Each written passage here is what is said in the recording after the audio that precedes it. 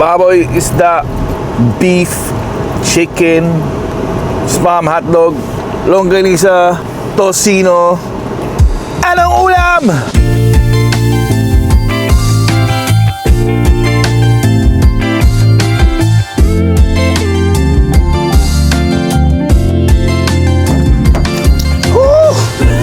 Init!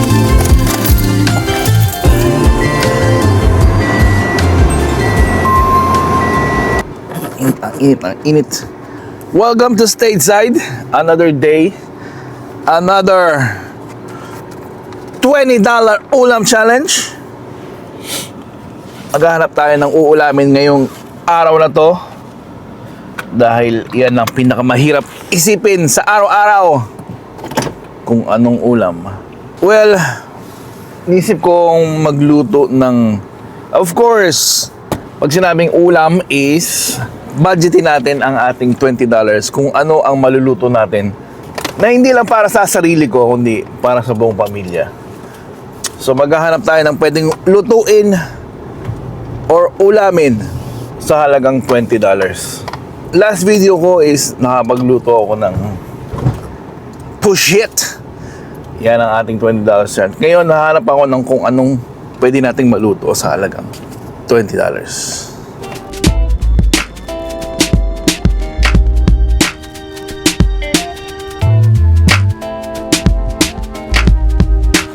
$20 challenge. So, andito tayo sa Aldi's. Isang European na grocery na kung anong mga anik-anik na pwede natin mabili dito. So, let's find out. Aldi's is the place to be. So yeah, we'll see kung ano mabibili natin.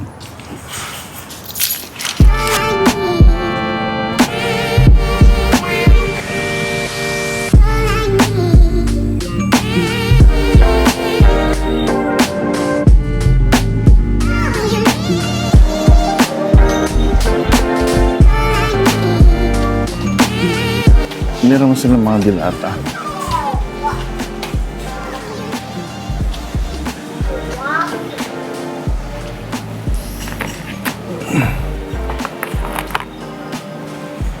$3.19 the corned beef. Pero parang hindi naman yan Filipino food. Dito tayo sa meat section. Meat section.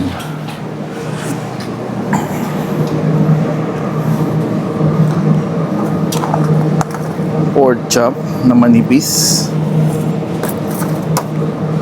Ang piraso to?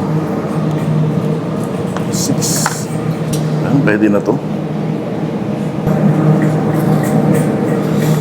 1106.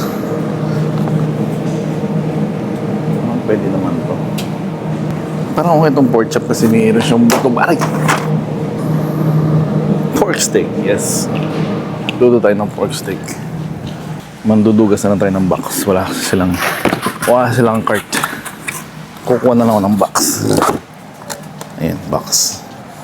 So, kailangan ko ng pork steak. Syempre, kailangan natin ng onion. Onion, syempre. 49 cents per pound. Tayo ng malalaki. 49. Sarap to, maraming maraming sibuyas. Lime, lemon ba lime? Key lime. Siguro ito key lime. Pwede na to key lime. Parang kalamansi siguro to. $1.49. Key lime, pork, sibuyas. Meron pa ata akong bawang sa bahay. Toyo, meron naman tayong toyo doon. Ano ba kailangan ko? Kailangan ko.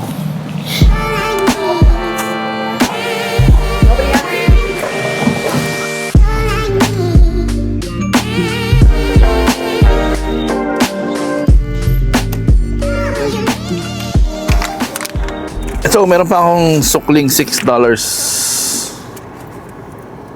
Ano ba ito? $6.20. 20 cents.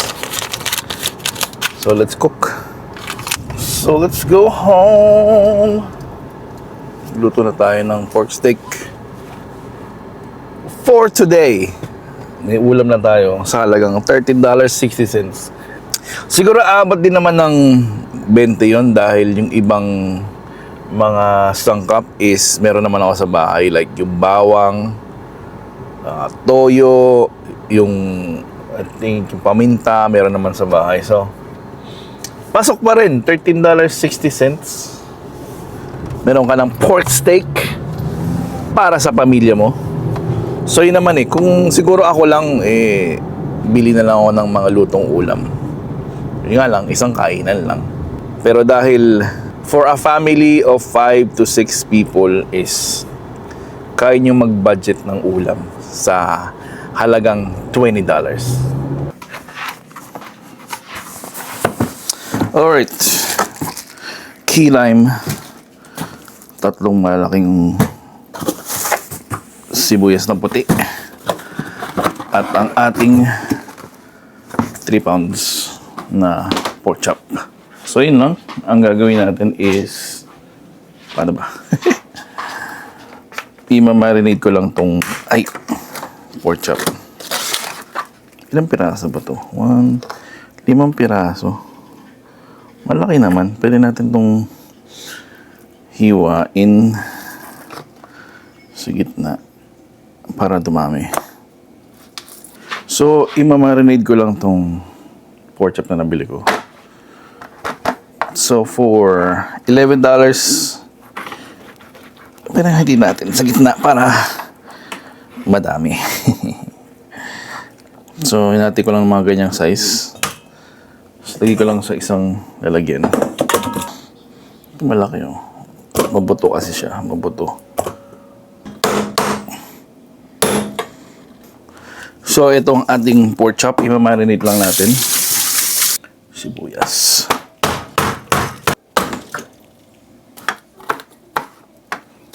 Alright, so pag na-chop na natin itong bawang, islagay lang natin sa sa pork.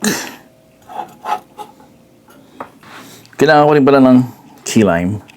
So parang kalamansi ito pero hindi siya kalamansi. So look. Ganyan siya So siguro mga 3 lang lalagay ko kasi pwedeng lemon kung meron kayo or lime. Pero ito kasi nakita ko may kalamansi. Maasim din. So lagay ko lang yan, key lime. Patakan lang natin. Mga 3 key lime.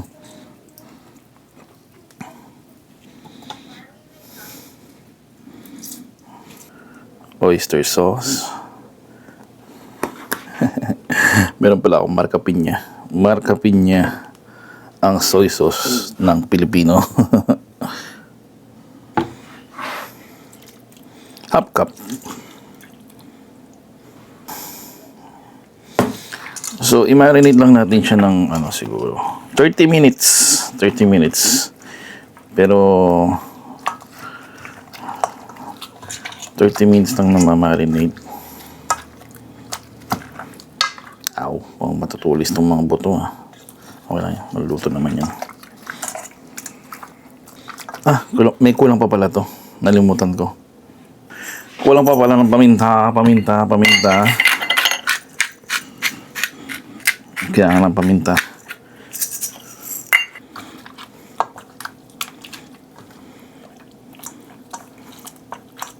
So yan.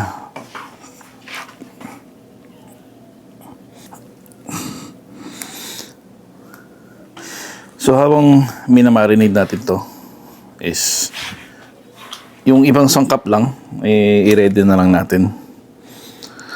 Actually madali lang naman to Ay puta. So sibuyas lang naman ang sangkap nito. Wala naman tong kaarte-arte kaya sobrang dali lang. At budget meal para sa buong pamilya. Meron ka ng ulam sa halagang $20.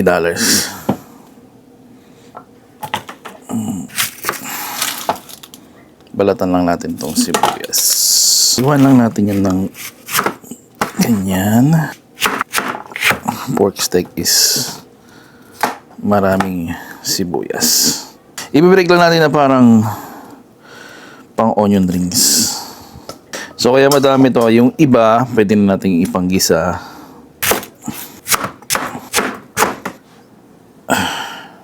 So ito yung sibuyas. Ow! Pwede na to. So habang hinihintay natin yung mamarinate yung baboy is magsalang muna akong labada. Okay, so 30 minutes na. Marinated na tong ating pork. So let's start cooking. Let's start by frying the baboy. Hiwalay natin siya dun sa na-marinate kanina, pero wag mong itatapon yung marinate na sauce. Kailangan natin yan mamaya. So ibiling-biling mo lang siya, iprito mo lang. Alam mo naman itsura kung ano yung naprito o hindi. Malaki ka na. Then set aside. Then from another pan, mag-start na tayong maggisa. Sibuyas muna. Then the bawang. Pag okay na ang itsura ng bawang sibuyas, pwede na nating ilagay ang baboy na naprito kanina. So igisa lang natin siya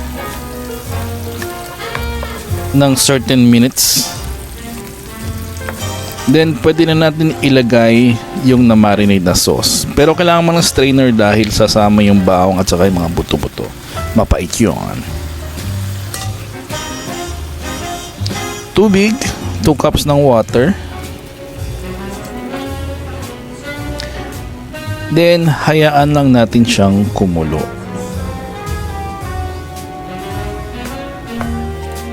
Siyempre para masarap, kailangan natin lagyan ng magic. Ayan. Then hayaan lang natin siyang ulit kumulo. Then pag medyo kumulo na, pwede na natin tikman ang sauce kung okay na ba yung lasa. Para ma-balance ang taste, kailangan natin ng brown sugar.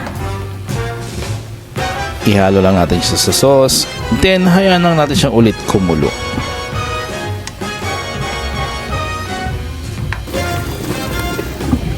Takpan mo lang siya. Then pag kumulo na, pwede na natin ilagay yung natirang sibuyas.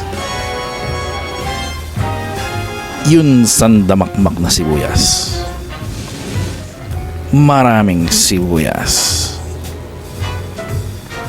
Then haluin mo lang siya.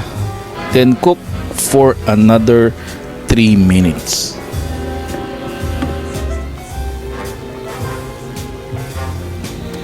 Pag medyo nakulo na siya, naluto na ng konti yung sibuyas. Pero masarap ang sibuyas crunchy. Kaya wag mong masyadong lutuin ng matagal. Tikman ang sauce.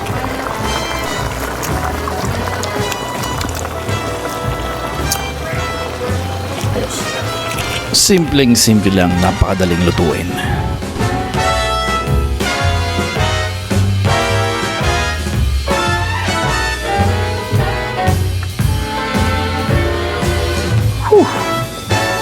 Ayan. Ang ating pork steak. So, naluto ko na yung aking pork steak. Pinoy pork steak. Tingnan natin kung malambot na yung baboy. Ooh, tender meat. Tender meat. Siyempre, onions. Tikman natin. Konting sabaw. Siyempre, may rice yan. May rice. Kailangan natin ng rice dyan.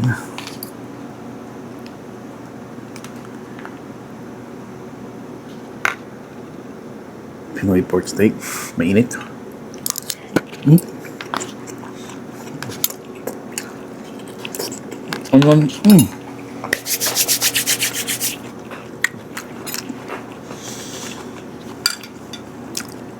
Grabe, ang sarap.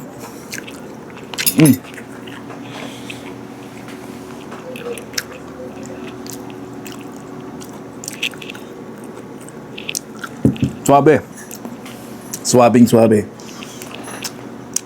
So, ito sa halagang less than $20, meron ka ng pork steak na ulam. So, yung meat, yung 3 pounds na pork is $11 lang. So, meron ka ng pang-ulam pa sa pamilya mo. $20, sulit na sulit. So, sana matry nyo. Sana masarap din ang ulam nyo. So, kung wala kayong ulam ideas, meron lang kayong $20 budget dito sa US is pwede na kayo magluto ng Filipino pork steak. Ayos. Ang sarap. Grabe, ang sarap.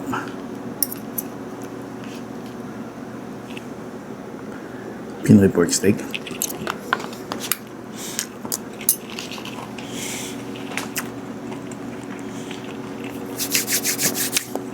Suabing suabe.